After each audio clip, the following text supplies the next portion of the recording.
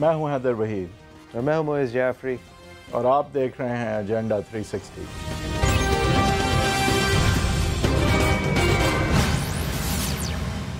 Welcome to agenda 360। इस हफ्ते इस हुकूमत ने वो तीसरी बार वो वाहिद काम किया जो अब तक ये कर पाई है, जो कि फ़ाइनेंस बजट के अंदर तरमीम दे पाई है। उसके अलावा कोई कानूनी कार्रवाई, कोई लेजिस्लेटिव कार्रवाई उनकी तरफ से नहीं हुई है। उस हवाले से भी हम आज बात करेंगे।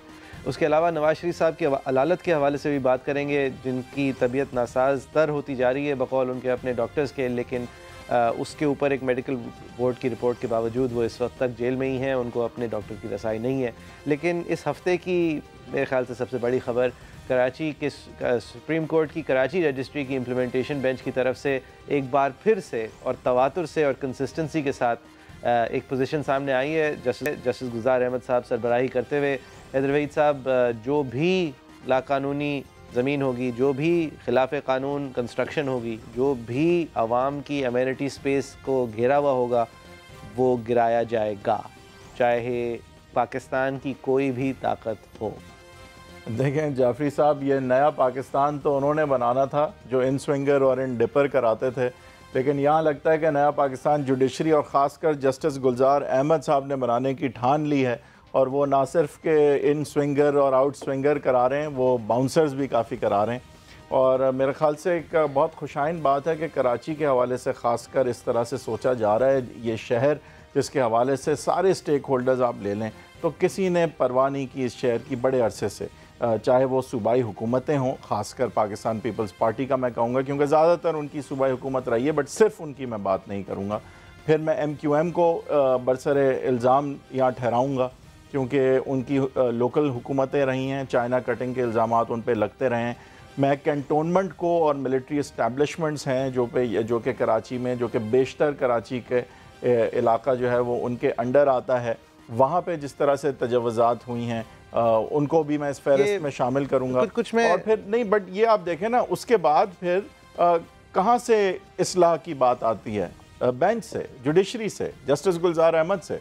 और justice Gulzar Ahmed is only one of the what is it 20-25 million Karachiites, only one of 200 and some million Pakistanis. और मुझे ये एक कॉन्शियंस वहाँ से जागा है। और कमाल साहब का मुझे एक लाइन याद है कि आधे से ज़्यादा कराची के रकबे के ऊपर मेरा मेयोरियल पावर नहीं है।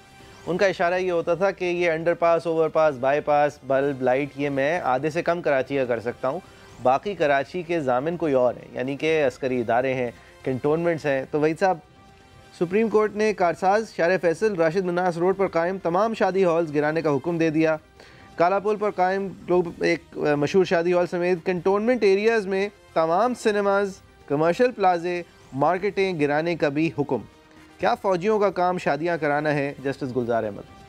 देखिए, इसमें इम्पॉर्टेंट चीज़ ये भी है कि ये दिन इस तरह से क्यों आया। ये दिन आना था एक दिन, बट हमें उम्मीद थी कि ये दिन आता क्योंकि एक पॉलिटिकल हुकूमत जो है पाकिस्तान के फेडरल गवर्नमेंट की या सिंध की प्रोविंशियल गवर्नमेंट की या कराची की लोकल गवर्नमेंट की इस चीज़ को ठान लेती कि कराची को हमने सही करना है।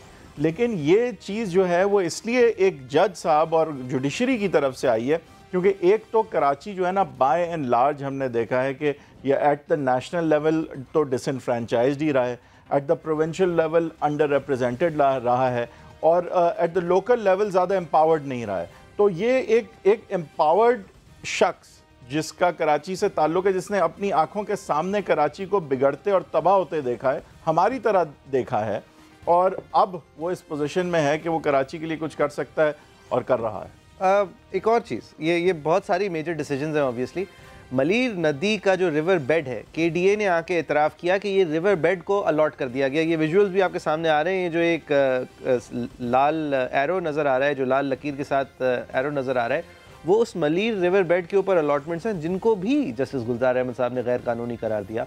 उन्होंने कहा कि ये अलॉटमेंट्स कहाँ से हुई? पहले इंडस्ट्रियल एरिया बना दिया गया, फिर उस इंडस्ट्रियल एरिया के ऊपर आपने तवील इमारतें बना दी। भाई साहब, ये भी कहा गया कि 500 इमारतें गिरानी पड़ेंगी, जिसकी स्पिन जो सिंध हुकूमत दे रही है उसको वो भी हम आपको दिखाएंगे। लेकिन यहाँ पर ये समझना बहुत ज़रूरी है कि ये पोजीशंस क्यों गैर कानूनी समझी जाती हैं और ये पोजीशंस क्यों वाज़े करना जज साहब की तरफ से ज़रूरी है। आपकी और मेरे शहर के जामिन जो लोग हैं उन्होंने हमें तवातुर से 4 दिहाइयों से कम फेल किया है। फेल इस तरह किया है कि अरबपति लोगों को, करोड़पति लोगों को अरबपति बनने के लिए तो उनको फैसिलिटेट किया है कि उनको प्लॉटिंग मिली है, परमिट्स मिली हैं, उन्होंने ऊंची बिल्डिंग्स बनाकर मुतवस्सित तबके के लोगों को ही सही बेच के गए हैं, लेकिन लाकानूनियत रही है, लाकानूनियत का राज रहा है कि उनको बेच के गए हैं। जी, बेच के गए हैं, सिर्फ अपार्टमेंट्स नहीं बेचे, लोगों को भी बेचा है। अब लेकिन देखें ये अब प्रॉब्लम कहाँ आएगी? प्रॉब्लम आएगी जब ये एक, जिस तरह सईद गनी साहब का हम क्लिप भी दिखाएंगे, लेकिन प्रॉब्लम यहाँ आएगी जब ये एक पॉलिटिकल इशू बनेगा जहाँ रिहाइशों की अब बात आएगी। अब देखें जहाँ लोग रहते हैं ज़ाहिर है वो भी इक्वली इलीगल हैं। अगर आप दुकानें हटा रहे हैं, अगर आप तजवज़ात हटा रहे हैं, तो फिर ऐसी भी बिल्डिंग्स हैं ज़ाहिर है कि जहाँ लोग इस वक्त रिहाइश गाह है उनकी, तो वहाँ जब बात आएगी वहाँ पर अभी बात नहीं आई है। दूसरी बात, ये बात को वहाँ तक लेके जाना एक एक्सक्यूज है, इस बात के से डराना जो सुप्रीम कोर्ट का हुक्म है कानून के तहत चलने का, उस हुक्म से आपको डराने के लिए और शायद वरगलाने के लिए ये पोजीशन ली जा रही है कि उन्होंने कह दिया घर गिराओ। ये बात वाज़ेह है उस ऑर्डर में कि जो जो जगहें आइडेंटिफाई की हैं वो कमर्शियल इंटरप्राइजेज हैं, वो कमर्शियल गैर कानूनी कमर्शियल इंटरप्राइजेज हैं, उनको गिराने का हुक्म दिया है कि यहाँ पर इस काम का कोई जवाज़ नहीं है। कैंटोनमेंट एरिया एक फौजी हसास एरिया है, उसके अंदर दुकानें, शादी हॉल, सिनेमास का कोई जवाज़ नहीं है कानून में। उसके अलावा जो जिन जिन इलाकों की बिल्डिंगें गिराने का कहा है, या तो वो नदी के बेड्स हैं जो कि आवाम के एक्सेस और पानी के एक्सेस के लिए हैं इसलिए कहा है और वो भी कमर्शियल हैं, या फिर उन इलाकों को कहा है जो कि अमेनिटी प्लॉट्स हैं, पार्क्स हैं, हमारे आपके सबके पार्क्स हैं।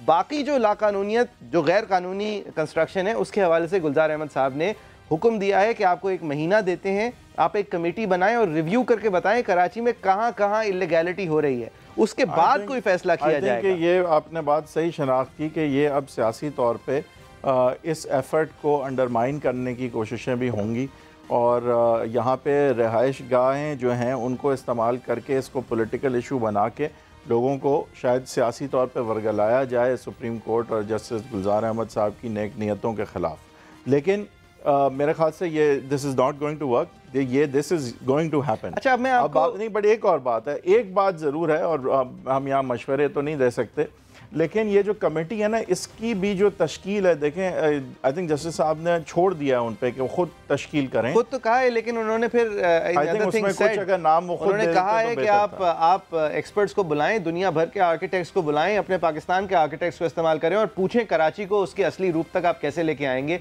और तंज में शायद उन्होंने कहा कि जो पाकिस्तानी निजात लंदन का मेयर है सादिक खान साहब, उनसे पूछें शहर कैसे चलते हैं। अच्छा, अब ये जो ऑर्डर की जो मतन है, लेकिन वो स्पेसिफिक है कि ये मलीर नदी की ज़मीन है या ये लोगों की ज़मीन है, इसका इस तरह प्लॉट काट पीट के बेच देना गैर कानूनी है और इसको गिराया जाए। गिराया वो मॉल जाए जो कैंटोनमेंट एरिया में बन रहा है, गिराया वो सिनेमा जाए जो एक्चुअली एक ग्रेवयार्ड की ज़मीन पर बना हुआ है। हुक्म ये है, बाकी चीज़ों का जायज़ा लेकर हमें बताया जाए। इसके जवाब में सिंध हुकूमत की 2 पोजीशंस हैं। एक कानून के साथ की पोजीशन है मुर्तज़ा वहाब साहब की, वो हम आपको पहले दिखाएंगे। समझता हूँ जो कराची का मास्टर प्लान है वो जिम्मेदारी है कराची डेवलपमेंट अथॉरिटी की, उसकी गवर्निंग बॉडी उस मास्टर प्लान को अप्रूव करेगी।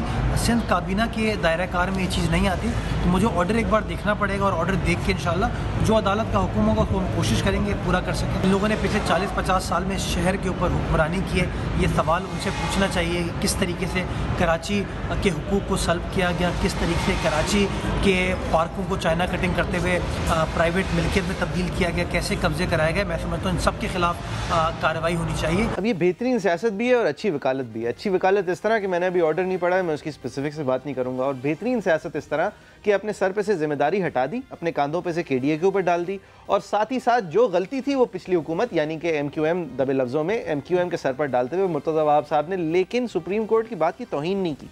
उन्होंने ये कहा कि ये सब कुछ है, कराची के साथ 40 साल से ये हो रहा है कि देखें मुर्तज़ा वहाब साहब एक इंफॉर्मेशन मिनिस्टर भी, उनका काम है, वो स्पिन कर रहे थे इसको जो कर सकते हैं, लेकिन at the end of the day बरी ज़िम्मा नहीं हो सकती। सिंध हुकूमत पीपल्स पार्टी कई दफ़ा यहाँ पावर में भी रही है, लेकिन इसमें एक चीज़ और इम्पॉर्टेंट है कि अब अगर ये बेड़ा उठाया है सुप्रीम कोर्ट ने, तो फिर सुप्रीम कोर्ट को सी इट थ्रू तो है ही, क्योंकि अगर ये आधे रास्ते अधूरा रह गया तो फिर अच्छाई की जगह बुराई होगी।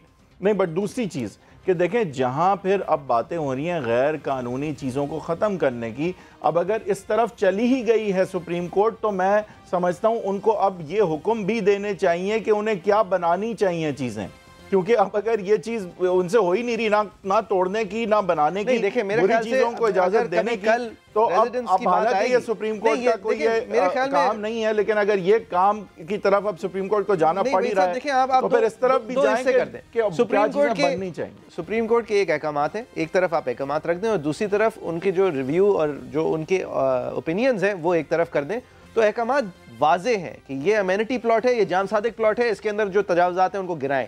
ये बिल्डिंग है गलत बनी हुई है, ये इसके अंदर रेजिडेंसेस नहीं है, तिजारत के लिए बिल्डिंग बनी है, नाजायज़ है, गिराएं। किस वजह से नाजायज़ है? क्योंकि यहाँ पे पहले पार्क था, ये कभी प्लॉटेबल नहीं था, ये आपके देने का हक नहीं था, ये कैंटोनमेंट एरिया था। देखें, इसकी the other side of the coin is कि हुकूमत की एक जिम्मेदारी है बेसिक हाउसिंग प्रोवाइड करना, ये आईनी लेकिन अभी तक बेसिक हाउसिंग तक हम पहुंचे नहीं है ना भाई साहब। बट ये बात, लेकिन मेरे ख्याल से सईद गनी साहब पहुंच गए। ये जो सारा लेकिन जो चक्कर है ये अब रुक नहीं सकता ना, ये तो रिहाइश गांव तक बात जानी है, क्योंकि आप कानून को सिर्फ दुकानों के लिए तो नहीं इस्तेमाल कर सकते, जहाँ पे गैर कानूनी अगर चीज हुई है, लेकिन जहाँ वहाँ बात जाएगी तो फिर जरूरी है कि पहले उनकी ऑल्टरनेटिव रेजिडेंसेस की बात भी होनी होगी। और ये इनएविटेबल है कि इनएविटेबल है ये बात कि ये सारी चीज़ें अब जो अगर टूट रही हैं तो वहाँ बनाने की भी बात होनी होगी। आई थिंक सुप्रीम कोर्ट की इसी बेंच को इस तरफ भी जाना पड़ेगा कि अब अगर ये चीज़ें हम तोड़ रहे हैं तो फिर क्या बनाएं।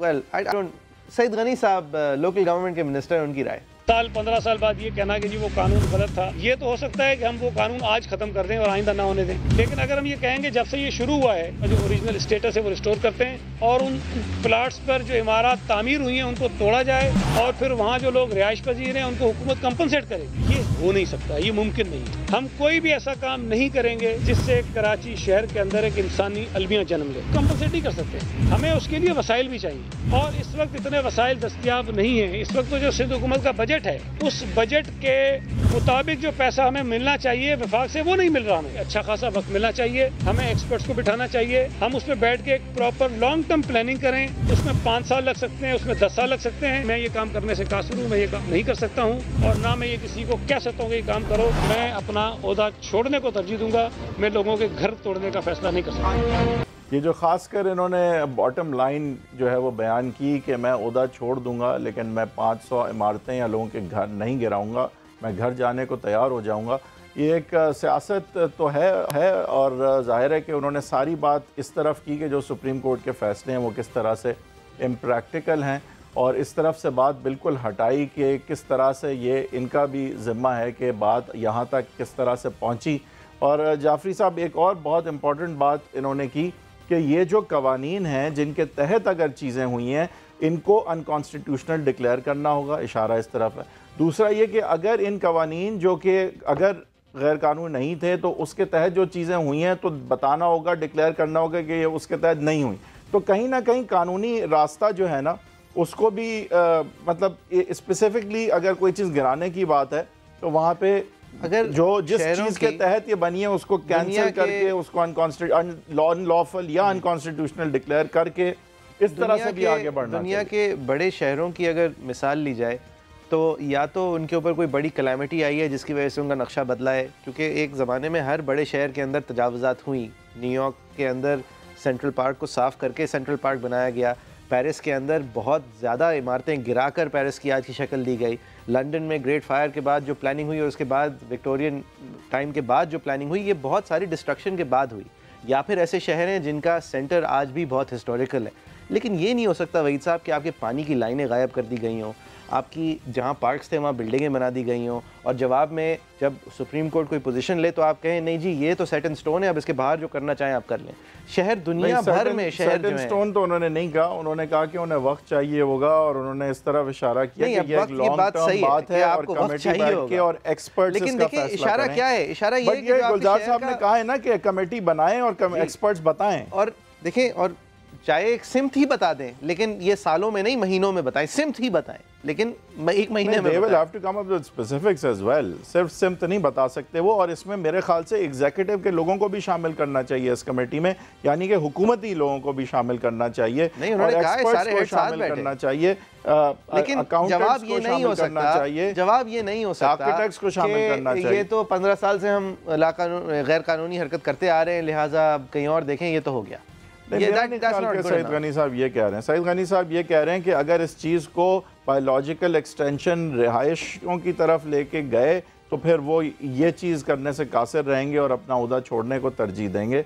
और मेरे ख्याल से कोई भी सियासतदान इस तरफ सोचेगा 500 इमारतें ये जो विजुअल्स हम चला रहे हैं नहीं गिराना ये एक थोड़े दिनों पुराना समा का पैकेज है जो कि 10 साल पुरानी गूगल अर्थ की इमेजेस, सैटेलाइट से ली गई इमेजेस, और फिर 10 साल बाद अब हाजिर वक्त की गूगल अर्थ की ली हुई इमेजेस आपको दिखा रही है, जहाँ पर ये ओपन स्पेसेस दिखा रहे हैं। ये सारे एमेनिटी प्लॉट्स हैं, ये सारे हमारे और आपके इस्तेमाल के पार्क्स हैं जो 2008 के अंदर इस तरह का पार्क है। और देखें जब भी ऐसा है ना कि आप लाहौर को देखें तो लाहौर खूबसूरत लगता है, 2010 में उसी जगह को देखें आप, इस्लामाबाद खूबसूरत लगता है, प्लॉटिंग है, बिल्डिंग्स हैं। कराची खूबसूरत नहीं लगता। शहर की अगर आप शहर की लंग्स को, शहर के बागात को इस तरह प्लॉट कर इस तरह काट पीट कर अगर उसके अंदर बिल्डिंग्स बनाएंगे, जिस तरह ये विजुअल्स यहाँ पे भी नजर आ रहे हैं, देखें आधा पौना प्लान्ड हो, लेकिन कराची थोड़ा बहुत प्लान्ड था, यानी एक पोजीशन थी कराची की। आप देखें पहले क्या था और अब क्या है। ये बिल्डिंग्स की जिस तरह, और ये जाहिर है ये MQM का ही 2008 से 2018 तक आप अगर किसी की गलती कहेंगे तो लोकल गवर्नेंस का ही विजुअलाइज आप करेंगे, आप उसी को सबसे ज़्यादा कसूरवार ठहराएंगे। लेकिन इसका मतलब ये नहीं है कि अब क्योंकि बेच के चले गए तो बस हो गया, दैट्स नॉट गुड इनफ। जिस तरह नहीं, बट कैंटोनमेंट एरियाज में तो नहीं MQM ने बनाई ना चीज़ें। नहीं, बिल्कुल ठीक कह रहे हैं आप। तो और ऊपर से क्या सिंध हुकूमत जो एक्चुअली सुपरवाइज करती है इन सारी चीजों को। कैंटोनमेंट एरिया में रेजिडेंसेस का इशू नहीं है ना, कैंटोनमेंट एरिया में जो रेजिडेंसेस का इशू नहीं है, बट इलीगल कंस्ट्रक्शन का इशू है, इलीगल यूसेज का इशू है। और सिर्फ, और what about the provincial government? नहीं, बिल्कुल ठीक। प्रोविंशियल गवर्नमेंट ने क्या किया? सिर्फ प्रोविंशियल गवर्नमेंट नहीं, देखें ये पोजीशन ले लेना, ये बात आपको समझना होगी कि ये इतने हमें काके नहीं बनना चाहिए कि ये जो आपकी लोकल गवर्नमेंट को भी ये चीजें करने दी, एक क्विड प्रो क्वो था कि हमारा प्रोविंशियल गवर्नमेंट में साथ दो तो कराची में जो करना है करो, तो ये इसमें बिल्कुल ये मुलव्वस थे और ये इस तरह से नहीं। मैं ये कहना चाह रहा हूँ कि आप हुकूमतें दुनिया भर में, लियाकताबाद का एरिया है कराची का, वहाँ पर बहुत पुरानी और बहुत कमज़ोर इमारतें हैं। हुकूमतें तवातुर से उनको नोटिस भेजती हैं उन गरीब लोगों को और कहती हैं आपकी इमारतें पुरानी हैं, आप यहाँ से चले जाएं। वो गरीब लोग कहीं और जा नहीं सकते, लिहाजा वो उन नोटिस को इग्नोर करते हैं और फिर वो इमारतें जो हैं वो अनसेफ हो जाती हैं। हुकूमत का काम ये नहीं है कि एक गरीब इंसान को बताओ कि तुम्हारी छत गिरने वाली है। हुकूमत का काम ये है कि उसको कोई और छत दे या कम से कम थोड़े बहुत वसाइल दे या कि वो वहाँ से निकल सके, उसकी जान बचाई जा सके।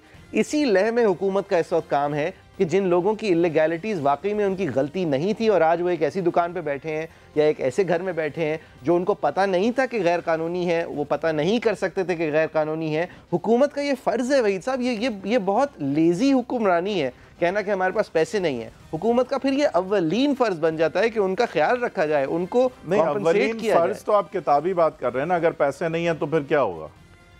ज़मीन है, हजारों एकड़ जमीन मलीर डेवलपमेंट अथॉरिटी के पास कराची से ज्यादा जमीन है, कॉम्पनसेट करें। इंक्रीमेंटल हाउसिंग स्कीम के नाम पर पाकिस्तान का सबसे बड़ा हाउसिंग प्रोजेक्ट बनानी पड़ती है ना, वो बनाए, काम है हुकूमत का। वो कह रहे हैं पैसे नहीं है। पैसे इसके तो पैसे हैं, किस चीज के? जो इंक्रीमेंटल हाउसिंग स्कीम मलीर में बन रही है, जिसकी रेगुलराइजेशन के लिए 300 अरब रुपए देने को तैयार हैं। नहीं, बट उसके तो पैसे हैं। देखें कराची की हाउसिंग जो है, नहीं आप वही तो अभी तजव्वुज़ात के साथ भी नहीं पूरी हो रही थी। यहाँ पे Karachi is one big slum. और मैं तो सवाल ये करूंगा सबसे पहले कि ऐसा क्यों है? क्या लाहौर में करप्ट लोग नहीं हैं? क्या लाहौर में सियासी पार्टीज जो हैं वो इतनी बेहतर हैं कराची से कि लाहौर जो है, बावजूद आप जो भी कह लें, आप लाहौर को आप देखें और फिर कराची से मुकाबला करें तो ज़मीन और आसमान का फ़र्क आज क्यों है? जब हम पहले जाते थे लाहौर तो लगता था कि एयरपोर्ट पे चढ़े हैं और रेलवे स्टेशन पे उतरे हैं, इस तरह फ़र्क था। अब वो बिल्कुल ऑपोजिट है, अब बिल्कुल ऑपोजिट है कि लगता है लाहौर में कोई वीज़ा ना मांग ले हमसे। तो लाहौर का हाल इतना अच्छा क्यों है? क्या वहाँ पे ये तो बड़े इल्ज़ामात लगते हैं करप्शन के, शहबाज शरीफ पे, नवाज शरीफ पे, लेकिन लाहौर का हाल तो कराची से करोड़ गुना बेहतर है। तो ये ऐसा क्यों है? आपके ख्याल क्या वहाँ पैसा नहीं बनाने का शौक लोगों को? वहाँ क्यों नहीं है इस तरह तजव्वुज़ात?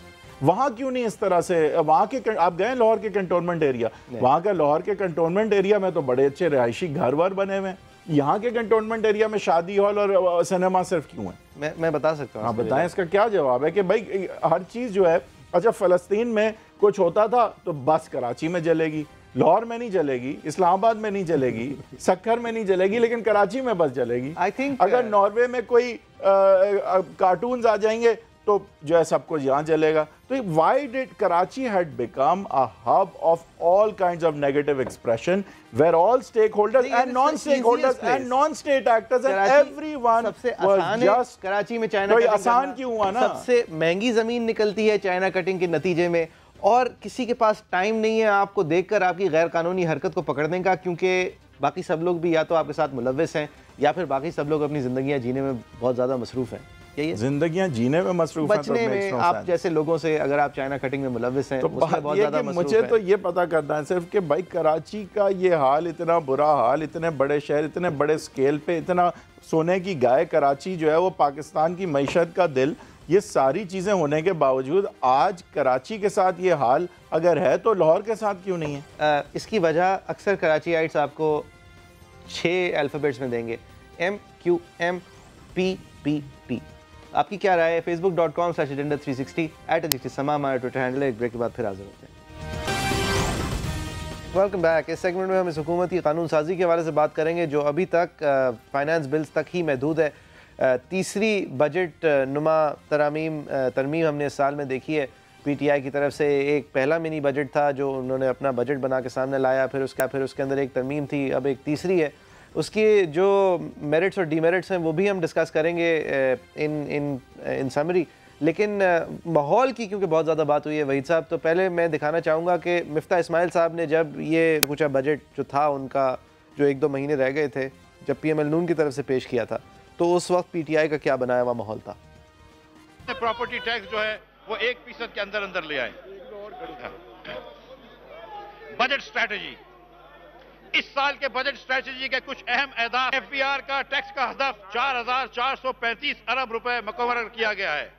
FBR के टैक्स का हदफ 4,435। पार्लियामान की प्रोसीडिंग्स का एक बहुत बुनियादी सुतून है। पार्लियामान के अंदर जो भी आप कहते हैं वो प्रिविलेज्ड होता है, फ्री स्पीच की इजाज़त होती है, उसका इस्तेमाल आप इस तरह करना चाहें जिस तरह शीन मज़ारी और दीगर PTI के लीडर्स करना चाह रहे थे, सो बी इट। रिवाज भी पार्लियामान के अंदर, एहसन इकबाल साहब भी पहले रोटियां पेश करते रहे पीपल्स पार्टी की हुकूमत को अलामती तौर पे ये दिखाने के लिए कि लोग भूखे हैं।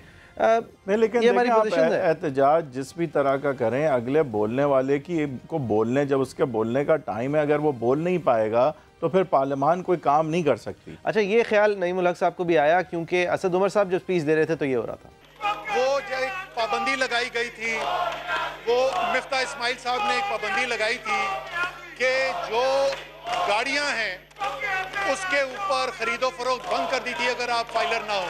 नॉन फाइलर के लिए गाड़ी खरीदना अलाउ नहीं था, लेकिन प्रॉपर्टी जो थी, प्रॉपर्टी के ऊपर टैक्स था।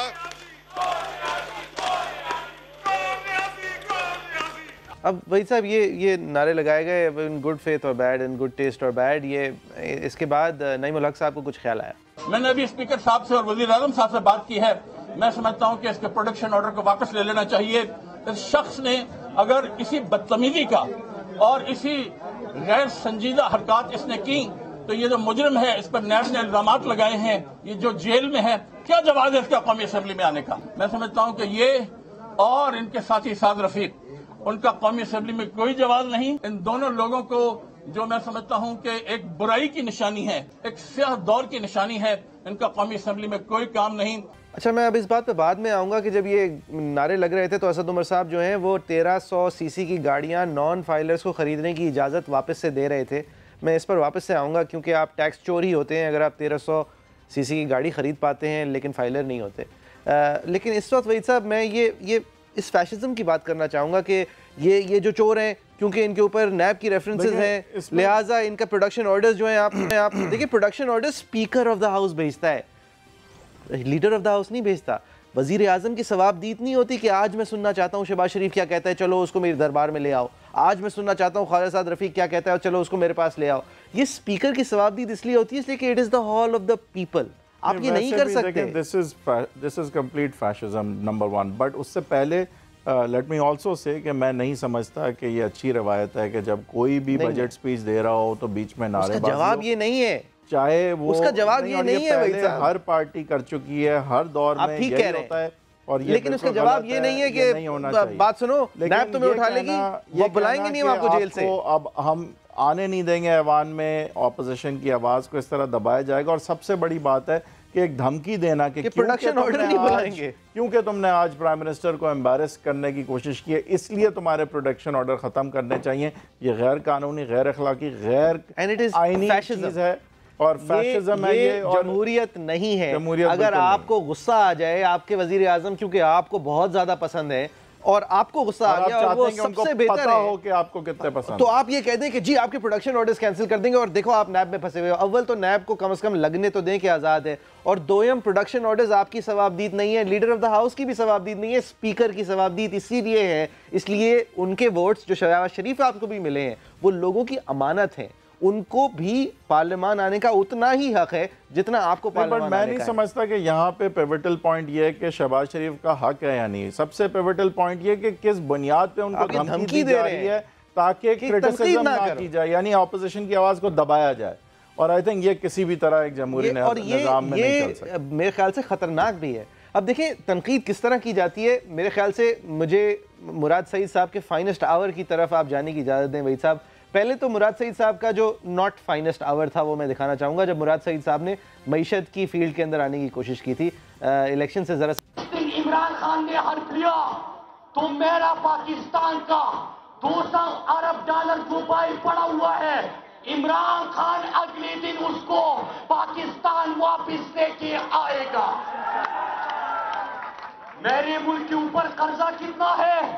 100 अरब डॉलर। पहले दिन 100 अरब डॉलर बाहर दुनिया के मुंह पे दे मारेगा और 100 अरब डॉलर आपके ऊपर लगाएगा।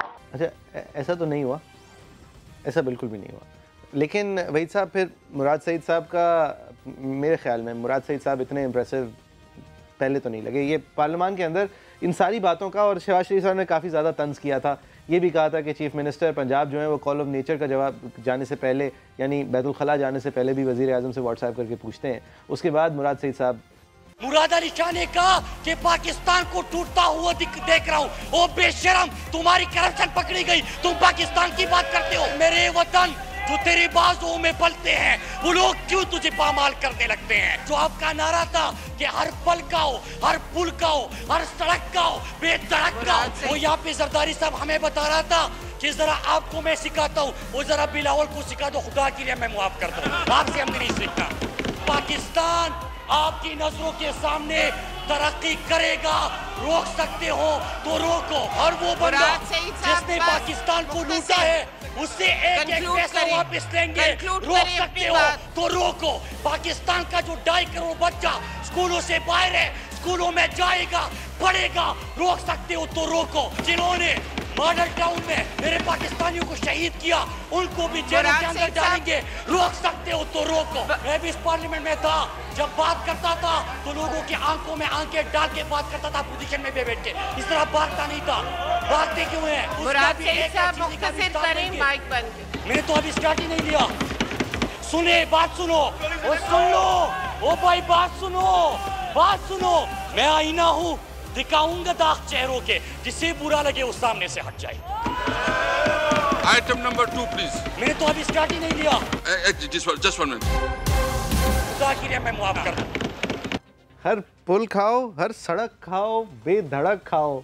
व्हाट अ परफॉर्मेंस, क्या जबरदस्त, व्हाट अ परफॉर्मेंस, एक्सीलेंट। मतलब मुराद साहब जो हैं जस्ट माइंड बॉगलिंग। नहीं मेरे ख्याल में बेहतरीन, लेकिन मेरी नज़र में काफ़ी इंप्रेसिव इनकी जो अपनी इलेक्टोरेट है उसके बाहर भी आप I think I don't know if I am impressed but it's noteworthy कि जो what he can get up to. हाँ नहीं, बट आई एम इम्प्रेस्ड इसलिए कि देखिए पीपल्स पार्टी का आपका साथ होना इतना बड़ा मसला ही इसलिए कि सारी फेडरेशन की गलतियाँ, सारी विफाक को मैं इस वक्त अंधेरों में देख रहा हूँ। याद ही जब आता है जब एक 2 साल का मरा हुआ आदमी आपकी गाड़ी की ड्यूटी दे दे और वो पकड़ी जाए, या फिर एक जहाज़ आप इस्तेमाल कर लें जिसके इस्तेमाल का आपके पास जवाज़ ना हो।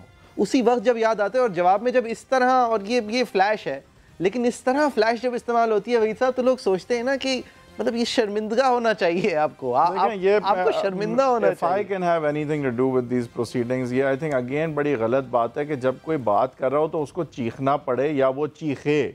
भाई आप तरीके से बात करें, आप रिप्रेजेंटेटिव हैं इतने सारे लोगों के, ये जलसे से आप खिताब नहीं कर रहे ना, तो उनको चीखना पड़ना चाहिए जो कि ऑपोजिशन की गलती है, ना उन्हें चीखना चाहिए। पीटीआई का सपोर्टर हूँ ना, तो ये जो मुराद सईद साहब ने किया है ना, ये मेरी रिंगटोन हो। बिल्कुल ऐसा ही है, क्योंकि I think is playing to the gallery, इसमें कोई शक नहीं। हर सड़क खाओ, बेधड़क खाओ, और that's what a PTI supporter wants to hear कि भाई they are going after them, इसीलिए वोट दिया था। और वोट दैट्स इंपॉर्टेंट, वोट ही इसलिए दिया था, वोट ही इसलिए दिया था। इन्होंने झूठ नहीं बोला था अपने सपोर्टर को, इन्होंने शुरू से ये कहा एक लेग मिस कर जाते हैं ना, वो वोट इसलिए दिया था कि इन चोरों को पकड़ो, वोट इसलिए दिया था कि खुद ना करप्शन करो, बट हाँ तीसरा कि नया पाकिस्तान बनाओ भी, नया पाकिस्तान बनाना भी है, आप पुल बनाओ, नया पाकिस्तान बनाना पड़ेगा, आप सड़क बनाओ। मिलेनियल्स फिर वोट नहीं देंगे अगर नया पाकिस्तान नहीं बना। पेशावर की एक सड़क, जो कि मैं कोई पेशावर का एक्सपर्ट नहीं हूँ, लेकिन जब भी किसी ने मजाक उड़ाना होता है पख्तूनख्वा की साबिक हुकूमत का, वो एक BRT मंसूबे का जो 2 साल पहले भी खड्डा था, आज तक भी खड्डा है, सबको दुनिया में दिखाते हैं, तो वो आपकी नाअहली दिखाते हैं, उस हुकूमत की नाअहली दिखाते हैं जिसकी बातें बहुत बड़ी बड़ी थी। भाई साहब वो भी बलून हो रहा है एक प्रोजेक्ट की करप्शन, उस प्रोजेक्ट की stagnancy, it's a testament to the failure of delivery. बातें तो बड़ी ज़बरदस्त हैं, और बातें जो हैं वो सारा फोकस उनका जो है वो अपोजिशन और माजी पे है। आई थिंक थोड़ा फ्यूचर और नए पाकिस्तान की तरफ भी होना चाहिए। मेरे ख्याल से अब हम ब्रेक की तरफ जाएंगे और वापस आके एक बहुत संजीदा ख़बर है नवाज़ शरीफ साहब की अदालत के हवाले से, जो है ज़ाहिर है कि अपोजिशन का और रादर उनकी अपोजिशन लिहाजा हुकूमत का ये कहना है कि इन बातों को एग्जैजरेट किया जा रहा है, ये बातों में सदाकत नहीं है, और जो डॉक्टर्स की रिपोर्ट्स हैं वो ये नहीं दिखाती कि नवाज़ शरीफ साहब को ऑलमोस्ट हार्ट अटैक हो चुका है या उनको इस तरह की अलालत से वो गुज़र रहे हैं कि जिसका की वजह से उन्हें अस्पताल में होना चाहिए या उनको अटेंशन मिलनी चाहिए।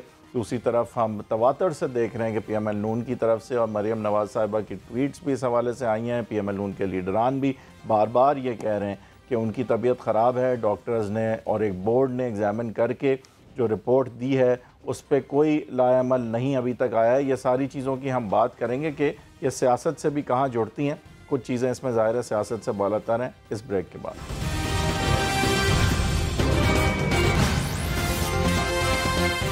Welcome back from the break. Pakistan के पिछले सियासी 40 सालों में के एक बहुत बड़े फिगर 3 टाइम प्राइम मिनिस्टर मियां मोहम्मद नवाज़ शरीफ साहब के बारे में बताया जाता है कि वो जेल में हैं, अलील हैं, बीमार हैं और उनकी बीमारी के हवाले से कुछ किया नहीं जा रहा। ये ह्यूमन राइट अब्यूज़ हो रहे हैं।